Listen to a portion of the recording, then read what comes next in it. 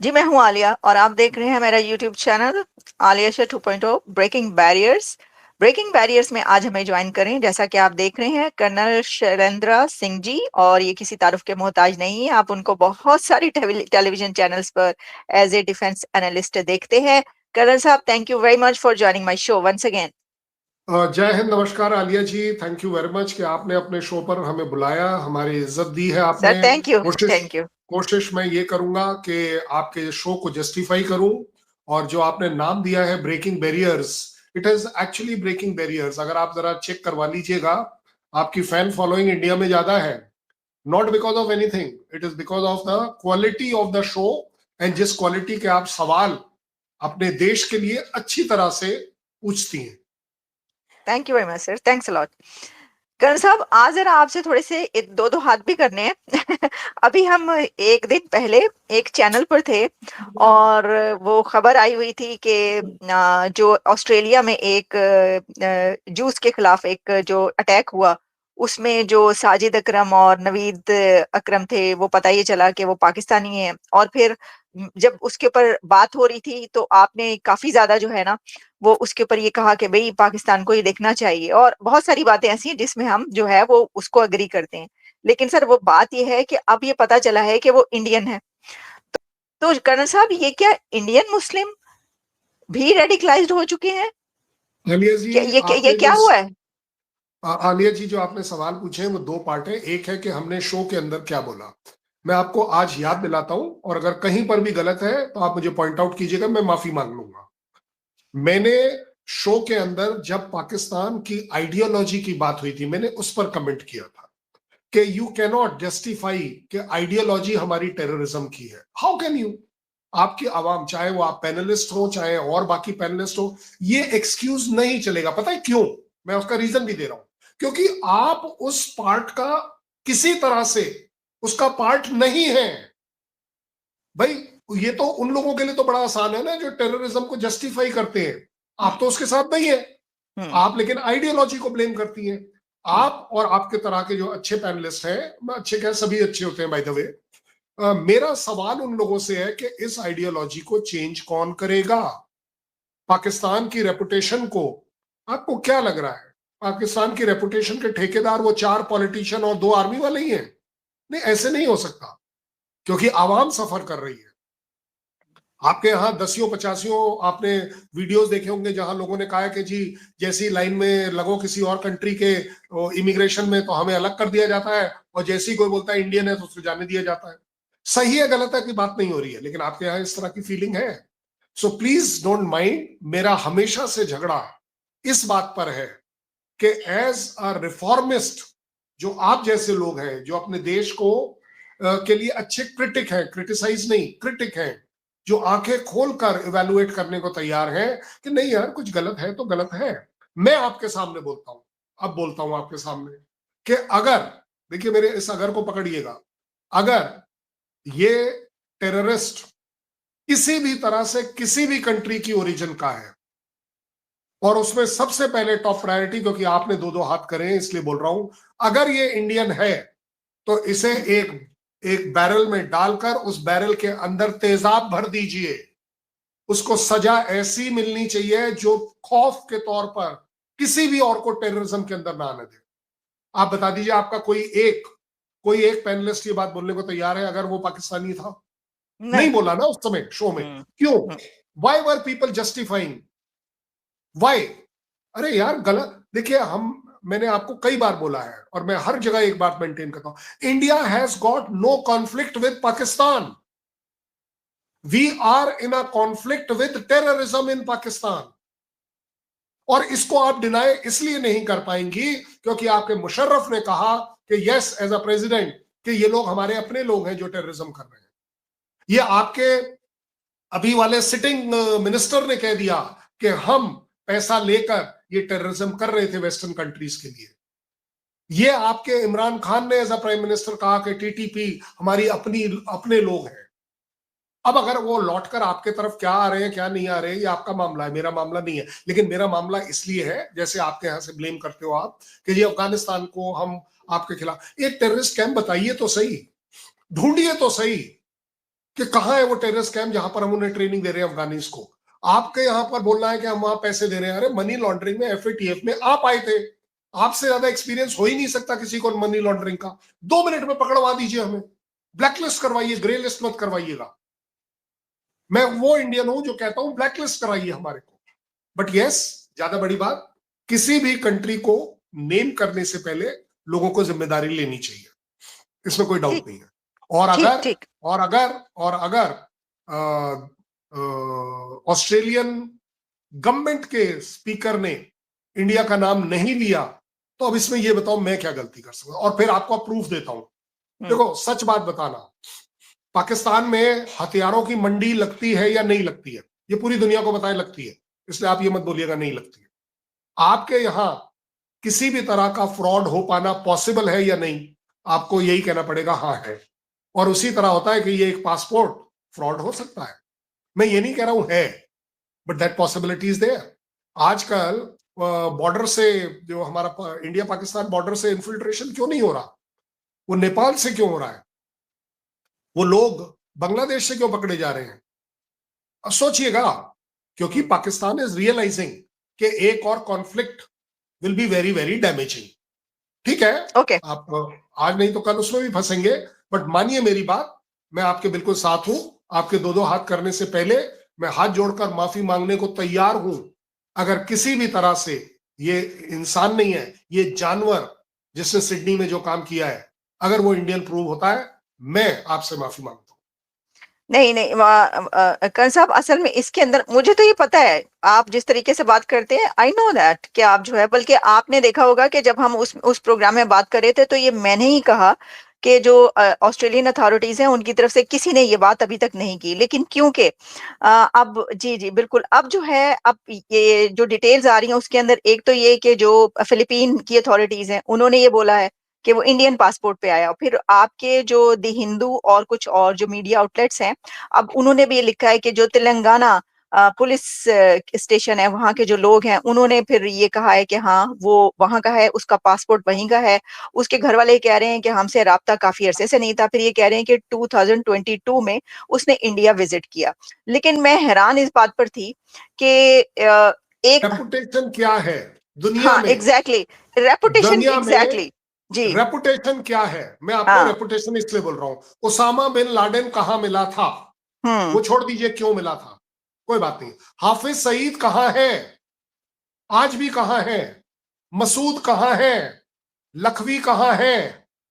आपके मिनिस्टर ये कहें कि हम पैसों के बदले में करते हैं इस तरह की टेररिज्म को बढ़ावा देते हैं, ये किसने कहा है? पाकिस्तान के किसी बाशिंदे ने कहा है।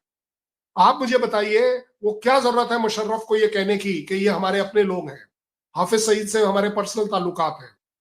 आप मुझे बताइए, 18 टॉप टेररिस्ट जो यूएन डिक्लेयर्ड हैं, डेजिग्नेटेड है, वो पाकिस्तान में क्यों होने चाहिए? आपके यहां पीस कैसे हो सकती है? आपके यहां टेररिज्म क्यों नहीं होगी? इस टीटीपी को आपने अगर अफगानिस्तान में भेजा था, अफगानिस्तान के टेररिस्ट तैयार करे थे, आज वो वापस आपके ऊपर अटैक कर रहे हैं, तो आप बताइए इसमें शक किस पर जाएगा? दुनिया में रेपुटेशन एक काम करती है। इसलिए हम्म। आप अभी भी देख रहे हैं कि इस समय तक भी किसी वर्ल्ड की कंट्री ने ये बात अभी तक नहीं बोली है कि we condemn India for this dastardly attack in Sydney, hmm. Including including Australia. मैं सीधी सीधी बात, अरे देखिए, ये नेतन्याहू एंड इजराइल कोई छोटी मोटी चीज नहीं है। ये मोसाद के थ्रू सब इन्हें पता होता है कौन कहां कैसे क्या। छोड़ेगा नहीं वो, मैं आपको बता रहा हूं। इंडिया के, अच्छा वो तो चलिए एक इसलिए बात भी नहीं कह बताइए। सकते ना करण साहब, वो इसलिए भी नहीं कह सकते कि वो इंडियन मुस्लिम है।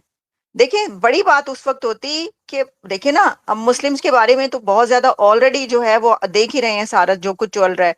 अगर वो इंडिया का कोई हिंदू वो होता तो फिर ये बहुत बड़ा वो बनता कि जी देखिए आपने, अभी तो पाकिस्तान ये कह ही नहीं सकते क्योंकि आप तो मुसलमान मुसलमान करते हैं, तो वो भी तो मुसलमान है जो वहां से नहीं, वो पकड़ा गया, आप उसको क्या कहेंगे, कैसे कहेंगे? मेरी हमेशा से ये एक डिफरेंस ऑफ ओपिनियन रहा है। टेररिस्ट का कोई धर्म नहीं होता, ये मैं मानता हूं, ये मेरी बिलीफ है। There is no dharma, he is only a animal, he doesn't deserve to live on this earth. लेकिन अपने आप में, क्योंकि आपने बोला है ना कि हम पाकिस्तान का नाम क्यों बार बार आता है, क्योंकि हो ये रहा है कि बार बार बारंबार हर बार वो बंदा जो सो कॉल्ड मुस्लिम, वो पाकिस्तान से कनेक्शन निकल आता है। इसलिए अब जो अटैक होता है सबसे पहले पाकिस्तान का नाम आ जाता है। वेरी, सही, ठीक, ये मुंह पर चढ़ा हुआ है नाम। ऐसे ही दैट्स है, द ऐसे ही ओनली है। रीजन।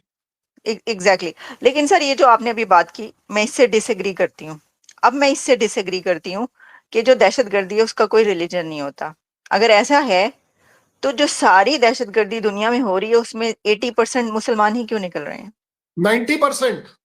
चले 90% कह लें, मुसलमान ही क्यों निकल मैं रहे हैं? अगर हाँ, अगर वो इसका कोई दीन इसलिए, धर्म नहीं है तो क्यों? वो इसलिए क्योंकि मेरे पास आपसे ज्यादा मुसलमान हैं। मैं अपने मुसलमान को जानता हूं। आप जरा स्टैटिस्टिक्स निकलवाइए, देखिएगा 94.7% Muslims are actually not having extreme thoughts. It is only 4%। पूरे वर्ल्ड की बात कर रहा हूं।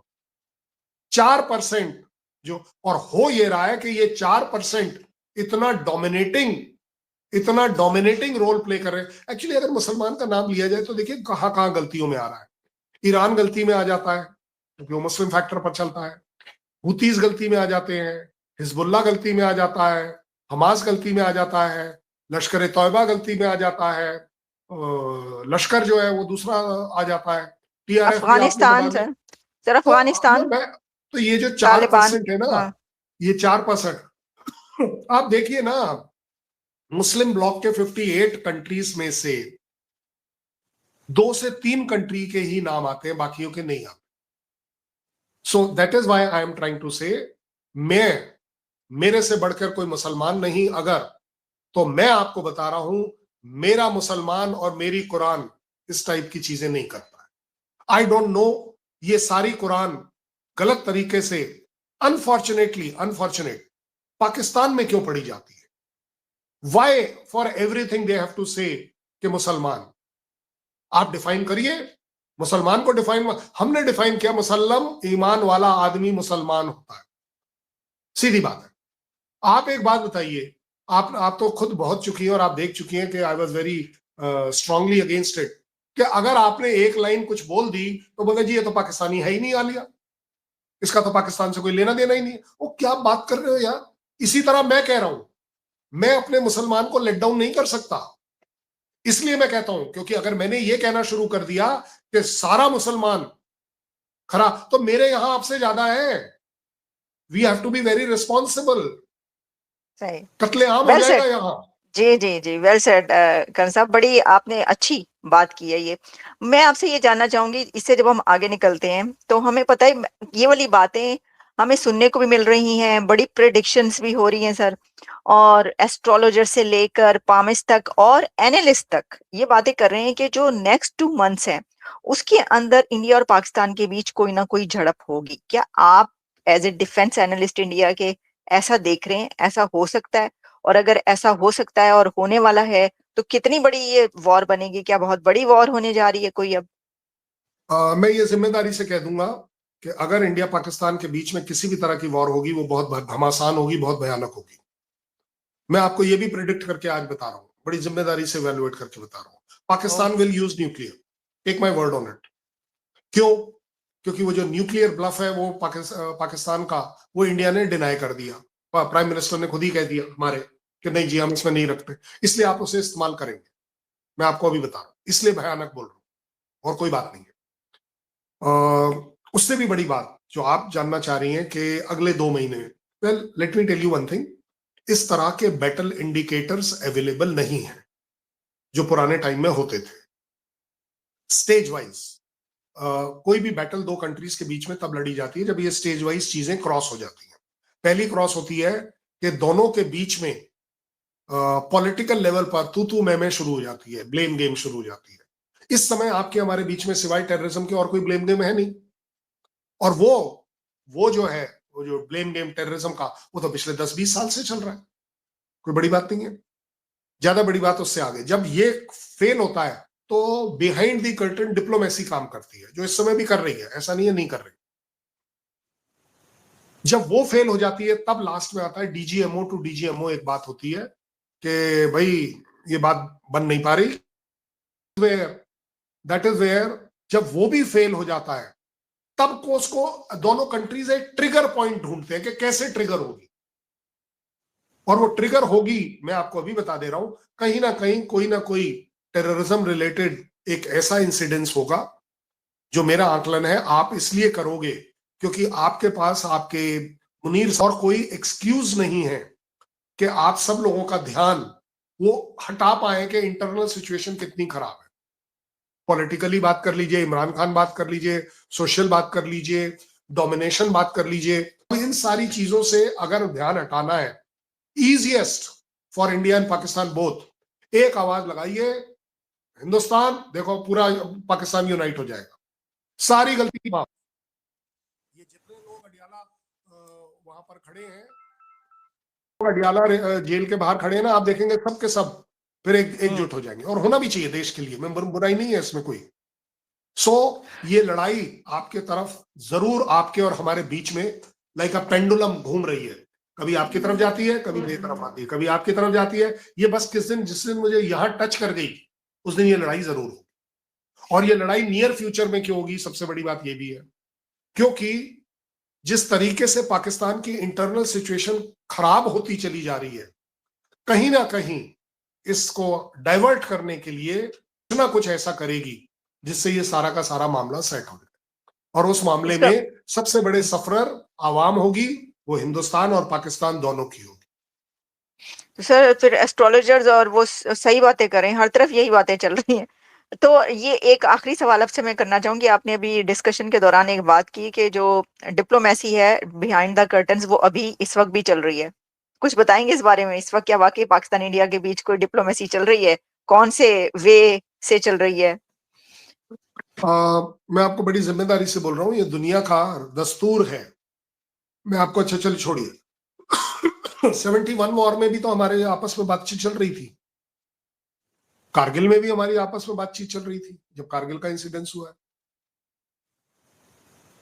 मैं आपको एक बात बता रहा हूं, ये देखिए कुछ एक चीजें पब्लिक में नहीं आती हैं, लेकिन इसके बारे में एक हिंट आपको जरूर मिल जाती है। ऐसा नहीं है कि पाकिस्तान को कुछ भी नहीं पता होगा जो इंडिया कर रहा है, एंड वाइस वर्सा। ये होता क्या है कि बिहाइंड द कर्टन का मतलब ही यही होता है कि मैंने आलिया को शो में अलग से बोल दिया, आलिया जी देखो अब काफी कुछ होने की, अब ना लिमिट खत्म हो गई है, अब आलिया जी देख लो कुछ भी हो सकता है। ये ऐसे बढ़ती है जो डिप्लोमेसी में बढ़ती है।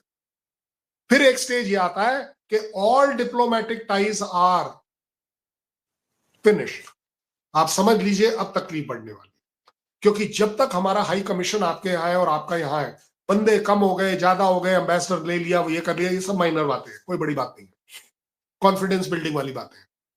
लेकिन जब तक है तब तक ये विंडो खुली रखी होती है, जब तक दोनों डीजीएमओ के बीच में वो टेलीफोन लाइन है, ये विंडो खुली हुई है। This is also diplomacy, this is the military diplomacy. मैं आपको जिम्मेदारी से इसलिए कह पा रहा हूं कि कई बार होता है कि डीजीएमओ फोन कर कर पूछता है वहां आपके डीजीएमओ को, यार ये क्या कर रहे हो। बाय द वे एक बड़ा फेमस इंसिडेंस है कि किसी एक पर्टिकुलर फंक्शन में आपके एक डीजीएमओ आए तो उनसे ये पूछा गया था कि जनाब आपको कैसे अकेले, वो अकेले आए, पूरा डेलीगेशन नहीं आया। तो बोले अब मियाँ जी को और कोई मिला नहीं, उन्हें बलि का बकरा मुझे ही बनाना पड़ा, मैं अकेला आया हूं। तो ये भी डिप्लोमेसी है। Take my word, diplomacy is always on, and अगर ये ऑन ना होती ना, आप मान लीजिए अब तक आपका शो मेरे यहाँ बैन हो जाता और मैं आपके यहाँ बैन हो जाता। ये डिप्लोमेसी है जो चल रही है, ये नहीं टॉलरेंस। तो शैलेंद्रा जी, मेरा तो ऑलरेडी जो जो मेन बड़ा चैनल है वो तो बैन हुआ है आपकी तरफ। वो कोई बात नहीं, कोई बात नहीं, डजंट मेक बैन तो डिफरेंस। ऑलरेडी हुआ है। हाँ हाँ, ऐसा नहीं है कि आपका अकेले का हुआ है, there were more than many people whose channel was bad, जी बट दीस आर जी। Only gestures, they are not bad permanently. आपके, मुझे तो ये भी पता है आपके यहाँ से मैं कम से कम नहीं तो 16-17 लोगों के साथ प्रोग्राम करता था, और उन्होंने मुझे फोन कर करके बताया, बोले नहीं सर वो हमारा पैकअप करवा दिया, बोला नहीं आप नहीं करेंगे। ठीक है, you are still very lucky, you know why, because you are being very moderate. मैंने कभी आपके मुंह से ये नहीं सुना कि पाकिस्तान मुर्दाबाद, मैंने कभी आपके मुंह से ये नहीं सुना कि सिर्फ पाकिस्तान ही गलत है। आप जो बात करती हैं, आप बात कर रही हैं पाकिस्तान की एक पर्टिकुलर पॉलिसी गलत है, उसकी आइडियोलॉजी में इंप्रूवमेंट चाहिए।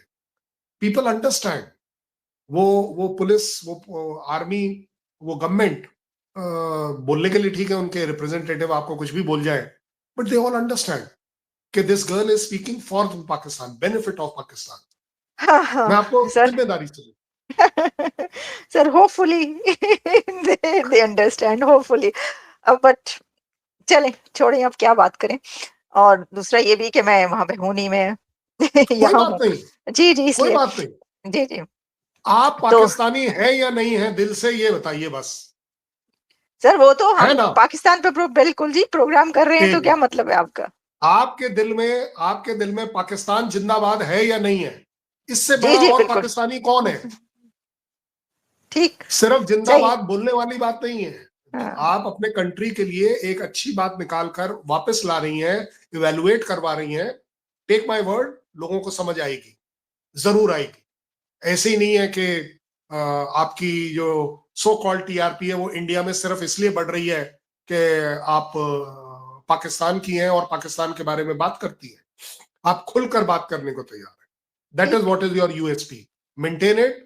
मानिए मेरी बात, आप पाकिस्तान की वो जाबाज रिपोर्टर रहेंगी जिसको दुनिया याद करेगी। थैंक्स अ लॉट, धन्यवाद, बहुत-बहुत शुक्रिया करण जी, थैंक्स अ लॉट, और thank you so much for in depth analysis. Thanks a lot.